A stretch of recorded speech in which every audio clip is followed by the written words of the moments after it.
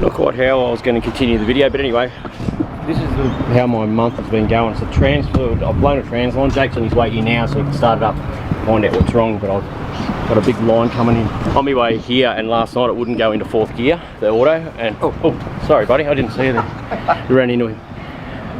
Yeah, it wouldn't go into 4th gear. So I was thinking, Christ, this auto's rooted, but no, just a trans line. It was down on fluid. So. But I'm heading to the yard now. I've had massive dramas at the yard, forklifts and all this sort of stuff. So I'm going to get this sorted, never ending, and I'll show you what's happening with forklifts and just a nightmare.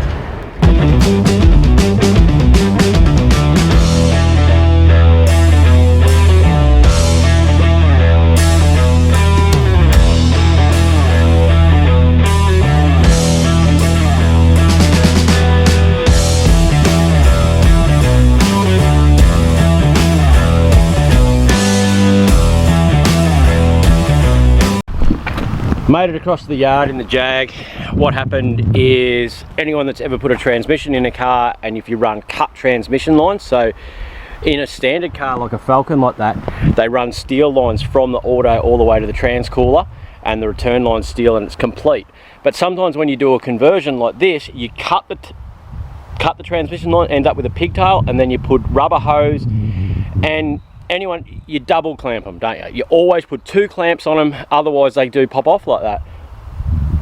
Didn't get double clamped, so the lines popped off and yeah, spewed transmission fluid all over the car park. Anyway, righto, so where am I at? Forklifts.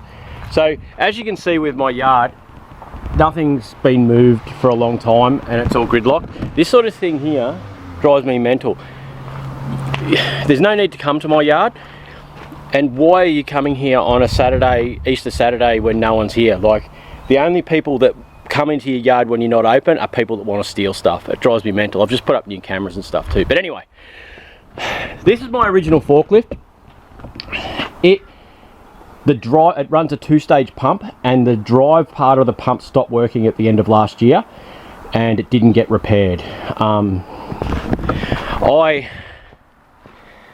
It's all on me, because I should have taken control of it and said no, it's getting fixed, and pull it apart, but it didn't.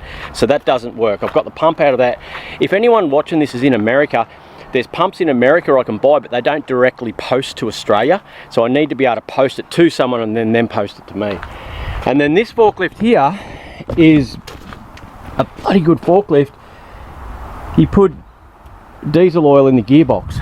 So that, I haven't even looked at that. I'm going to look at that today and see what I can do there.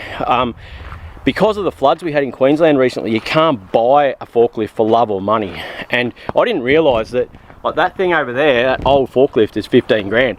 This one here is 6 or 8 grand. And I didn't realise what forklifts are worth. If I knew that, I would have looked after them a lot better. My own silly fault. So, but I have a bobcat. Righto, so I've got this bobcat, and I also bought a while back, you can see there's some masts. So I bought 2 electric forklifts a while back to buy for the electric motors and the controllers and stuff like that to do EV conversions. So what my plan is to take the bucket off this and try and modify one of the headstocks, so one of these things here off the electric ones, to fit on that, so I can actually move in the yard.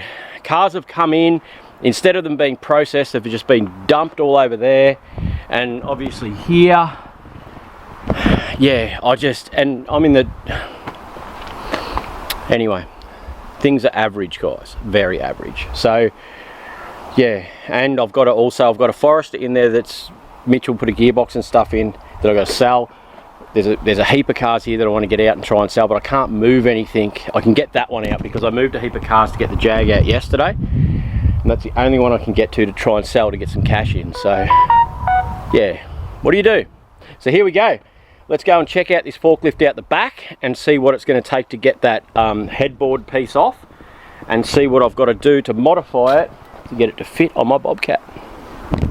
The joys of being me. Here we go, a couple of electric forklifts. So these forklifts have a smaller motor in them than what you need for, say, a big car like this Jag. So they'd be good for like say a Brumby or a Mazda or something like that. But my thinking behind these forklifts were they come with the controller units, they come with everything, so I can pull all the wiring out, pull the motors out, lay it all out, work out how it all works, and then translate it into putting it back into a car, and then research the controllers and whatever else is in there, because I don't know, because I'm not an electric sort of dude, to work out how to upgrade things. Does that make sense? So that's why I bought these. Okay, but what I need off them today is this headboard.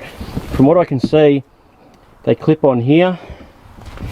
So I'm going to unbolt some of this and try and get the headboard off, and then we'll go out and we'll take the bucket off the forklift. And if I can get that happening and get these forks on that forklift, I can at least start sorting something out and move forward again.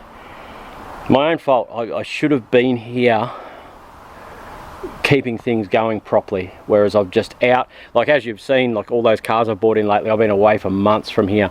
So it's all good, my own fault. Let's get it happening, guys. Yeah, anyway, don't know. Righto, so she's disconnected. It's basically just held on. It clips over this edge here, and it has these couple of blocks on the bottom. So I don't know how I'm going to reattach it, but it's bloody heavy, so I've got to get it out through here to the front. We'll get this bucket off the bobcat. If I can get this done, I'm going to be so happy. Like, yeah, anyway, let's get into it. The trouble I'm running into is when I lower that down, it gets on the wrong angle. So I think I'm going to lower this down, hook this ledge here over that, then make a bit that clips over it, and then get it so it's sitting all the way down, space it so it's flat for the forks to be flat on the ground, and then make a piece that clips the bottom to there so it's actually, the headboard's flat. So it's not a perfect thing. You can buy forks for them, but can't get them today or tomorrow, and I've already mucked about for a couple of weeks with the forklift pumps. Someone in America, message me, please. Anyway, the joys of being me. It's good. Righto. We've got it set up. See if that's level there now, but that's not on its full extend, so it'll give me a bit of tilt forward and backwards. I'm making the piece now that'll weld onto here to hook over that, and I'll gusset that, which I'm using a piece of heavy box section, which I've just cut with the plasma cutter. So I'm just going to split that apart now, give that a grind up, sit that on there so it'll hook, and then now I've got to cut that piece there to length, which will slide in there, tack that at both ends, and I'm going to use the original locking mechanism, which is this thing. That pin there drops down. Where's the handle there? So that pin there drops down there, which will lock the bottom. Where is it? There.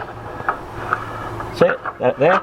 I'll make something that comes from here to there, so it locks in place like a normal piece, so you'll be able to hook it on like you would with a normal thing. So split this, grind this, weld that, and we'll be forklifting in no time, I hope. Righto, so this is all set up. I'm going to weld that on there. I've got a little bit of clearance, which is well cut off discs. Yeah, so I'm going to tack this into place so it's pretty steady, so it'll hold. Then I'm going to cut this one and slide it in and tack it on, and that way then I can put some forks on it and we can test it before I fully weld it. Yeah,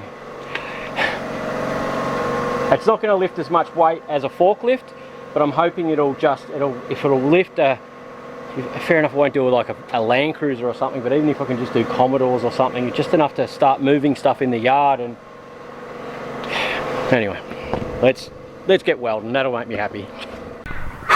Righto, I have a bobcat with forks on it, so it uses the original drop-in pin to lock it underneath there, under the bottom there. This is all just tacked together so I don't want to lift too much weight. These things here have got to come out. They're just got roll pins so I can spread the forks further, but I've got it enough now that we can test it and see what it's going to lift. So I'm going to go and stick it underneath that Corolla there probably and see if I can't lift up a Corolla. So let's jump in this fork bob and see what's going to go on. Might test her out first, so it goes up and down, tilts up and tilts down. Mad, I'm happy with that. That's sweet. Righto, let's give it a bit of herb. Sorry about the noise, but you get that on these big jobs. Let's go lift up a Corolla. Yeah, buddy.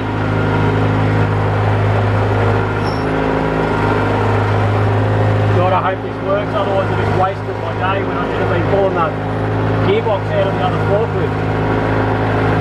Alright, let's see what she's gonna do.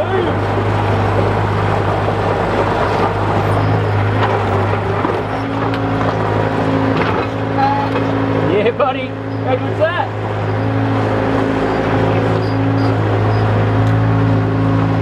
To lift or not to lift, that is the question.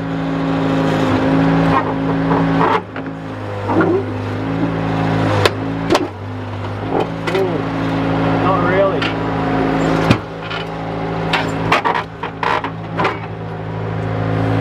Righto. It sort of lifted it. I'm going to put the fork extensions on off that and throw some weights.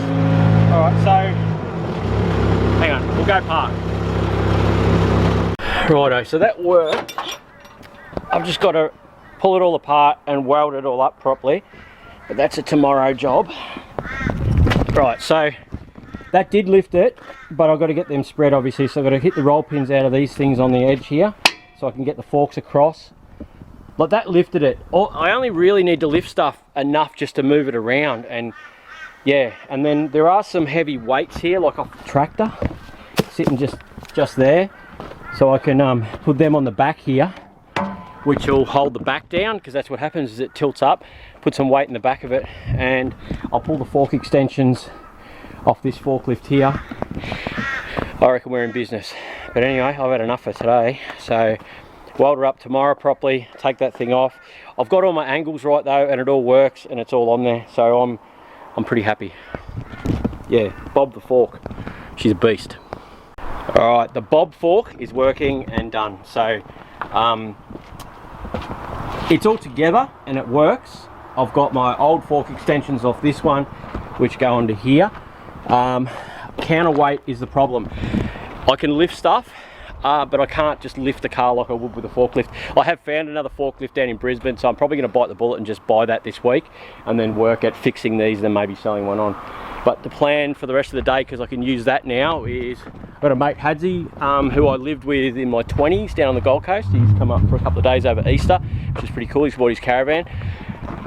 This one here is quite a tidy car, but it's been hitting the front and hitting the back. It's got a V8 bonnet. The interior is actually quite tidy. I've got a mate Tony, so the interior is quite good. Tony's actually going to sell the bonnet for me and wreck out some of this car, but I'm putting those wheels there that I've just collected from down the front on this.